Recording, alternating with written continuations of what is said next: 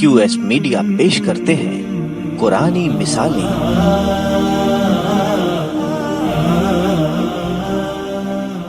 السلام علیکم ورحمۃ اللہ وبرکاتہ۔ بسم اللہ الحمدللہ والصلاة والسلام علی نبینا محمد وعلی آلہ وصحبہ اجمعین وبعد۔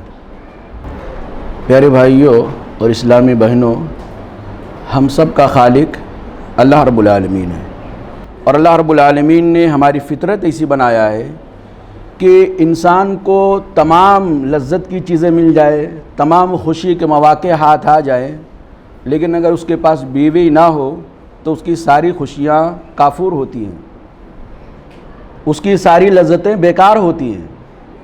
اگر اس کو جنت بھی دے دی جائے تو جنت میں بھی آدمی کھویا کھویا دکھے گا، اجڑا ہوا دکھے گا۔ سب نعمتیں اللہ نے دیا ہے لیکن بیوی نہیں ہے تو پھر اس کو سکون نہیں ملے گا۔ اس کا بہت اچھا تجربہ ہمارے ان بھائیوں کو ہے جو پردیسی ہیں، بیوی کو گاؤں میں یا دوسری جگہوں پہ چھوڑ کے 2 سال 1 سال باہر رہتے ہیں، اور عید کے موقع پہ، بقرعید کے موقع پہ ان کو اچھا احساس ہوتا ہے۔ اللہ رب العالمین نے انسان کی اس فطرت کا لحاظ کرتے ہوئے جنت میں بھی بیویوں کا اللہ رب العالمین نے انتظام کیا ہے۔ چونکہ یہ عنوان میرے لیے تھوڑا مشکل ہے لیکن قرآن کے الفاظ ہیں اور مثال کے اندر آ رہا ہے، اس لیے مجھے بیان کرنا پڑے گا۔ اللہ رب العالمین نے جنتیوں کو جو جنت میں نعمتیں ملنے والی ہیں ان کی ایک لسٹ اللہ رب العالمین نے دیا ہے، لمبی چوڑی لسٹ ہے، اور تمام نعمتیں جو جنت میں جنت والوں کو ملنے والی ہیں وہ سب سے عظیم اور اعلیٰ قسم کی نعمتیں ہیں، عظیم الشان نعمتیں ہیں۔ تمام نعمتیں اپنی جگہ پہ ایک شان رکھتی ہیں۔ ایسے ہی اللہ رب العالمین نے اہل جنت کے لیے جو بیویوں کا انتخاب کیا ہے وہ بھی عظیم الشان اور بے مثال ہے۔ بے مثال مطلب وہ اسی مثال دی نہیں جا سکتی، لیکن اللہ رب العالمین نے انسان کے دماغ سے تھوڑا سا سمجھانے کے قریب کرنے کے لیے ایک مثال اللہ نے دیا ہے۔ کما حق کو تو وہ کیفیت نہیں بیان کی جا سکتی ہے۔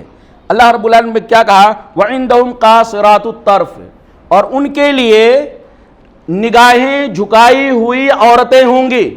قاصرات پست کی ہوئی، نگاہیں جھکائی ہوئی۔ عینٌ یعنی قاصرات الطرف کے اندر اللہ رب العالمین نے جنتی عورتوں کو جو جنتی مردوں کو ملنے والی ہیں ان کی صفت یہ بیان فرمایا ہے کہ وہ ان کی نگاہیں ایسی ہوں گی کہ اپنے شوہر کے علاوہ کسی کے اوپر وہ نگاہ ڈالیں گے نہیں، نگاہ کی پکی ہوں گی، پاک دامن ہوں گی، وہ اپنی نگاہوں پہ کنٹرول کرنے والے ہوں گی، اور وہ پاک دامن اور عصمت و عفت کی پیکر ہوں گی۔ عینٌ بڑی بڑی خوبصورت آنکھوں والی۔ عین کا مطلب مفسرین نے کہا ہے بڑی بڑی اور خوبصورت آنکھوں والی، اور یقیناً ہم جانتے ہیں خوبصورتی کا ایک نمایاں پہچان ہی ہوتی ہے، اور یہ ایک علامت ہوتی ہے کہ عورت کی آنکھیں بڑی ہوں۔ مثال اللہ نے کیا دیا جو ہمارے اس عنوان سے قرآنی مثالوں کے اندر آتا ہے، وہ یہ ہے کأنہن بئز مکنون۔ کأنہن وہ عورتیں ایسی ہوں گی جیسے چھپایا ہوا انڈا۔ انڈا دیکھے نہیں دیکھے، وہ جو قرآن نے بیان کیا وہ انڈا نہیں دیکھے، آپ انڈا دکان پہ دیکھے۔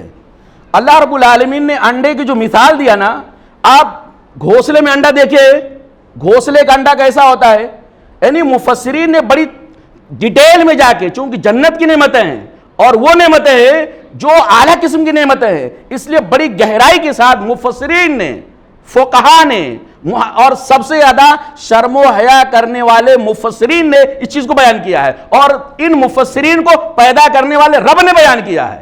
تو ظاہر سی بات ہے وہ نعمتیں ایسی ہے کہ اس کی لالچ کرنی چاہیے، جنت کی تمام نعمتوں کی لالچ کرنی چاہیے۔ یہ مومن کی پہچان ہے، شرافت کے ساتھ حلال طریقے سے اگر کوئی چیز ملتی ہے تو اللہ رب العالمین کی بہت بڑی نعمت ہے۔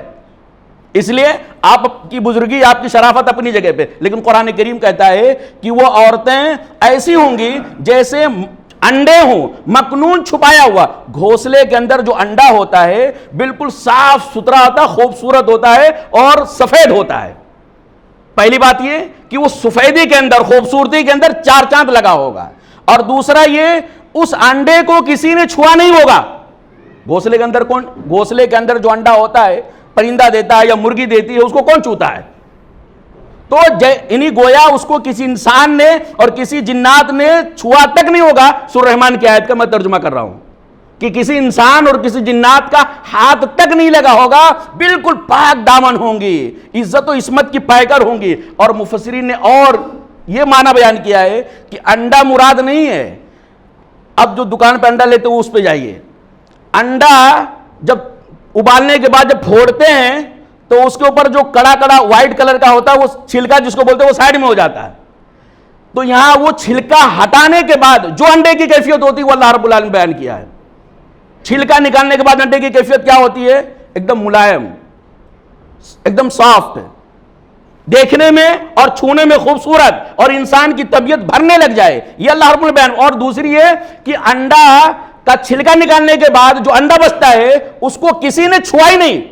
گھونسلے کے انڈے کو تو کم سے کم پرندے کے یا مرغی کے پنکھ نے چھوا ہے، گھونسلے کے اندر جو لکڑیاں لگی ہے، تنکے لگے، وہ تو کسی یعنی اس انڈے کو ٹچ کیا ہے، لیکن وہ چھلکا نکالنے کے بعد جو انڈا ہے اس کو مرغی اور پرندے تک نہیں چھوا ہے۔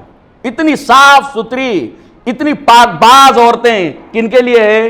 اہل جنت کے لیے۔ تو مثال اللہ نے کیا دیا کہ وہ نگاہوں کو پست کرنے والی گویا اللہ رب العالمین کے محبوب بندیوں کی پہچان ہے۔ اس میں نصیحت بھی لیجئے، اس میں عبرت بھی لیجئے کہ اپنے شوہر کے علاوہ کسی کے اوپر نگاہ نہ ڈالنا یہ اللہ رب العالمین کے محبوب بندیوں کی پہچان ہے، پاک باز اور اللہ رب العالمین کی پیاری بندیوں کی پہچان ہے۔ یہ ہمیں اپنے گھروں کی خواتین کو بھی بتانا چاہیے۔ اور ظاہر سی بات ہے ہم اور آپ یہ اچھے سے جانتے ہیں کہ اگر ہماری اور آپ کی بیوی کسی اور کے اوپر نظر نہ ڈالے، پوری محبت آپ کی طرف اس کو ہو، تو آپ کو جو لذت ملتی ہے اس کے ساتھ میں رہنے کا وہ اور کسی چیز پہ نہیں مل سکتی ہے۔ تو اللہ رب العالمین نے جو مثال دیا وہ یہی دیا کہ وہ عورتیں خوبصورتی کے اندر اور ملائمی کے اندر، پاک دامنی کے اندر انڈے جیسا ہوتی ہیں، جیسے انڈا خوبصورت ہوتا ہے، انڈے کو کوئی ٹچ نہیں کرتا ہے، اور انڈے کا اندر کا جو چیز ہوتی ہے وہ ملائم ہوتی ہے، ایسے اللہ رب العالمین نے جنتی عورتوں کی صفات بیان کیا ہے۔ اللہ تعالیٰ سے ہم سب دعا کریں کہ اللہ تعالیٰ ہم سب کو جنت الفردوس کے اندر جگہ عطا فرمائے۔ رمضان کا مہینہ اللہ کرے یہ قبولیت کی گھڑی ہو، جنت میں گئے تو تمام نعمتیں مل جائیں گی، لیکن جیسے ہم اور نعمتوں کا تذکرہ کرتے ہیں، شراب کی نہریں، شہد کی نہریں، دودھ کی نہریں، پانی کی نہریں، یہ بھی ایک اللہ رب العالمین کی بہت بڑی نعمت ہے۔ اس لیے اللہ رب العالمین سے دعا کریں تو جنت الفردوس مانگے۔ اب وہ میں نہیں بیان کر سکتا کہ ایک آدمی کو کتنی ملنے والی ہے، اللہ رب العالمین کا بہت بڑا فضل ہے۔ اور وہ جو ایسا نہیں، ایک صفت یہ بھی اللہ نے بیان فرمایا، اسی کے اندر یہ چیز شامل ہے کہ شادی کے پہلے تو بہت اچھا لگتا ہے، سامنے والی جو بیوی بننے والی وہ کیا ایک دم پری لگتی ہے، کوئی عیب نہیں ہوتا ہے۔ جیسے شادی کا ڈیٹ قریب آتا ہے تو ابھی بھی صحیح ہے، لیکن نکاح ہو گیا تو تھوڑا سا یہ صحیح نہیں تھا، یہ نہیں صحیح تھا، یہاں دھوکہ کھائے وہاں دھوکہ کھائے، ایک دو بچے ہوئے اس کے بعد دیکھنے کے لائق نہیں۔ یہ عیب نہیں ہے، یہ دنیا کے اندر عورتوں کے لیے عیب نہیں، معاف فرمائیے گا میرے بھائیوں، یہ اللہ نے ان عورتوں کو ایسا بنایا ہے۔ اگر عورتیں ایک دو بچے کے بعد مطلب ان کی خوبصورتی ڈھل جاتی ہے تو مرد کہاں خوبصورت رہتے ہیں، ان کے بھی چہرے پہ جھریاں اڑی ہوئی جاتی ہیں۔ اس لیے کسی کا مذاق اڑانا میرا مقصود نہیں ہے، میرا مقصود یہ ہے کہ دنیا کی عورتیں اور دنیا کے مردوں کے مقابلے میں جنت کی عورتیں اور جنت کے مردوں کی خوبصورتی بیان کرنا ہے، اور وہ جنت کی جو عورتیں ہوں گی وہ ایک ہی ایج کی ہوں گی۔ ایسا نہیں کل اچھی لگ رہی تھی آج اچھی نہیں لگ رہی ہے، نہیں، ہمیشہ یہ اللہ رب العالمین کا بہت بڑا احسان، اور اللہ نے ہماری طبیعت کو بنایا ہے، اس لیے اللہ تعالی ہم کو ہمارے اور آپ کی فطرت اور طبیعت کا لحاظ کرتے ہوئے وہ انتظام کیا ہے۔ آدم علیہ السلام کے بارے میں ہم جانتے ہیں، جنت میں گئے تو وہ یعنی روکھے روکھے لگ رہے تھے، اللہ رب العالمین نے ان کی طبیعت کو جانتا تھا، ان کی فطرت کو جانتا تھا، اس لیے اللہ تعالیٰ نے جنت کی تمام نعمتیں آدم علیہ السلام پانے کے بعد بھی ان کو خوشی محسوس نہیں ہو رہی تھی، اس لیے اللہ نے حضرت حوا کو پیدا کیا۔ تو یہی حالت ہماری اور آپ کی ہے۔ اللہ رب العالمین سے دعا کہ اللہ تعالیٰ ہم سب کو جنت الفردوس کے اندر جگہ عطا فرمائے، آمین۔ دوسری مثال اللہ رب العالمین جو دیا ہے مشرک اور موحد، اس کا انجام کیا ہونے والا ہے، یا دنیا کے اندر دونوں کے اوپر، مشرک کے اوپر شرک کے اثرات کیا ہوتے ہیں اور موحد کے اوپر توحید کے اثرات کیا ہوتے ہیں۔ اللہ رب العالمین نے ایک مثال بیان کیا، ضرب اللہ مثلا، مثلا معنی مثال، اللہ رب العالمین کی مثال دیا ہے۔ کیا مثال دیا؟ ایک آدمی ہے جس کے بہت سارے مالک ہیں، ایک غلام ہے جس کے بہت سارے آقا ہیں، اور آقا کیسے ہیں؟ بد دماغ قسم کے ہیں، بد مزاج قسم کے لوگ ہیں، یعنی کھوپڑی کے الٹے ہیں۔ اب وہ آدمی جو غلام بیچارہ ہے اس کے 10 آقا ہیں، 10 مالک ہیں، اور 10 کے 10 اکڑ مزاج کے ہیں اور الٹے دماغ کے ہیں۔ وہ ایک نوکر یا ایک غلام کس کی بات کو مان کر کے کس کو خوش کرے گا؟ اس کی زندگی میں چین نہیں گا. وہ تو ادھر گیا, ایک مالک نے بلایا, دوسرا مالک ادھر بلا رہا ہے, ابھی اس کی بات نہیں پوری کر پایا, تیسرے مالک بلا رہا ہے, تیسرے کی بات نہیں سن پایا, چوتھا بلا رہا ہے. ارے وہ آدمی بالکل پریشان ہو جاتا ہے, آدمی سکون نہیں ملتا ہے, چین نہیں ملتا ہے, وہ زندگی سے ہاتھ دھونے کے لیے تیار ہو جاتا ہے, زندگی اس کی اجڑی اجڑی دکھتی ہے. یہ کس کی مثال ہے؟ یہ مشرک کی مثال ہے. کس کی مثال ہے؟ مشرک کی, جو کئی خداؤں کا یا کئی معبودوں کی خوش کرنے کے در پہ لگا رہتا ہے. اور معبود بھی ایسے ہیں, اللہ اکبر, ایک معبود چاہتا ہے کچھ اور, دوسرا معبود چاہتا ہے کچھ اور دونوں جو چاہتے ہیں دوسرے کا اپوزٹ چاہتے ہیں. ایک کہتا ہے, مثال کہاں سے آ گئی لیکن یہ بیان کر دے رہا ہوں انشاءاللہ. کوئی کہتا ہے قوالی سننا چاہیے, دوسرا کہتا ہے نہیں یہ شریعت کے خلاف ہے. کس کو خوش کرو گے بتاؤ ذرا؟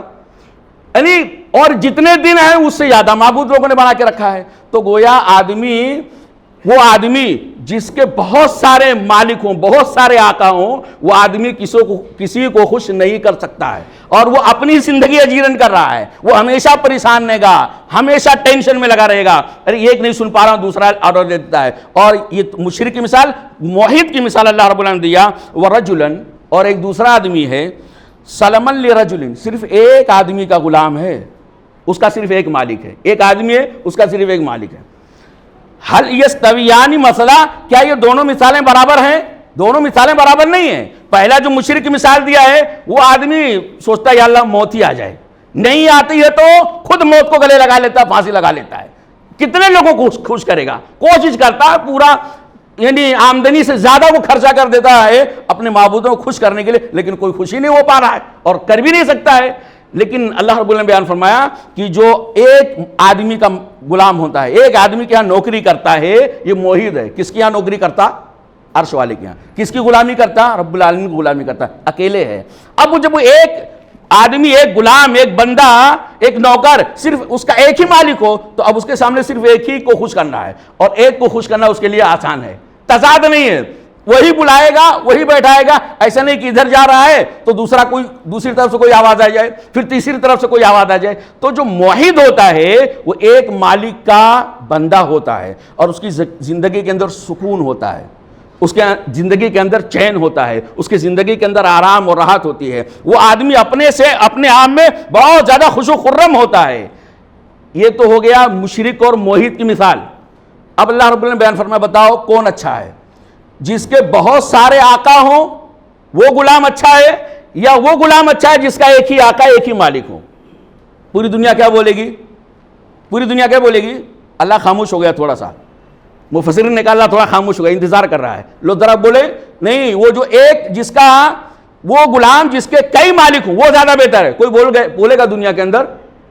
تو کوئی نہیں بولے گا. تب اللہ رب العالمین نے کہا الحمدللہ, تمام تعریفیں اللہ رب العالمین کے لیے ہے جس نے اتنے مشکل مسئلے کو, توحید اور شرک کے مسئلے کو بڑے آسان انداز میں چیلنج بھرے طور سے بیان کر دیا, اور کسی کی منہ نہیں کھلی ہے کہ نہیں وہ آدمی اچھا ہے یا وہ غلام و نوکر اچھا ہے جس کے بہت سارے مالک ہو. سب ہاتھ اٹھا کے کہتے ہیں وہ غلام بہت خوش نصیب ہے جس کا ایک ہی مالک ہو, کیونکہ اب اسی کی جو بھی آپ اپنی زبان میں کہہ لیں دنیا کے اندر, چاپلوسی کرنا ہے, خوش کرنا ہے, اسی کے پیر دبانا, اسی کے سیوا ستکار کرنا ہے, اسی کو خوش کرنا ہے, تو اس کے لیے آسان ہو جاتا ہے. آگے اللہ نے بیان فرمایا بل اکثرهم لا یعلمون. یہ دنیا کی مثال سب کو سمجھ میں آتی ہے, لیکن جب کہتے ہیں بھائی صرف ایک اللہ کی بندگی کرو, ایک اللہ کے علاوہ دوسروں کی بندگی کرنا چھوڑ دو, سب کے غلام مت بنو, صرف ایک رب کے غلام بنو, تو یہ اکثر لوگوں کو سمجھ میں نہیں آتا. کہتے ایسا کیسا ہے؟ تو بھائی جیسے دنیا کے اندر وہ آدمی, وہ غلام پریشان رہتا ہے جس کے بہت سارے آقا ہیں, ایسے ہی جو آدمی ایک اللہ کو چھوڑ کر کے کئیوں کی عبادت کرے گا, کئیوں کو خوش کرنے کی کوشش کرے گا, وہ ہمیشہ پریشان رہے گا, اور مرنے کے بعد اس کی پریشانی کم ہونے والی. اللہ رب العالمین سے دعا ہے کہ اللہ تعالی ہم تمام بھائیوں کو قرآن کریم کو سمجھنے کی, اس کی تعلیمات کو پر عمل کرنے کی توفیق عطا فرمائے. رب العالمین ہماری اس رمضان مبارک کی جو ٹوٹی پھوٹی عبادتیں ہیں اللہ تعالیٰ قبول فرما, اور یہی عبادتیں اللہ رب العالمین ہمیں جنت میں لے جانے کا سبب بنائے. آمین. اقول قولی ھذا استغفر اللہ لی ولکم ولسائر المسلمین فاستغفروہ انہ هو الغفور الرحیم. والسلام علیکم ورحمۃ اللہ وبرکاتہ.